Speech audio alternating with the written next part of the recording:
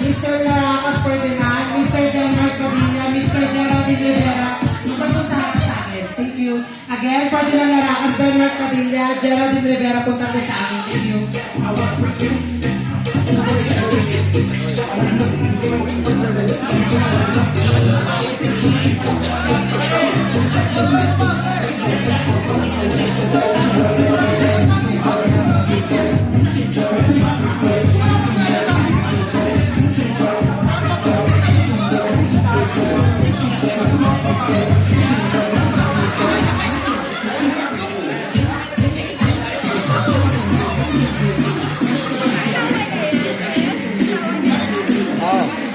So yan, itis din yun sa project na nagkakilala yan. Buntis na? May anak na sila. May anak na sila. Oo. Mga anak na kaya hindi nakasama yun eh. 9 months na, ano yata yun? Mga 7 months ata.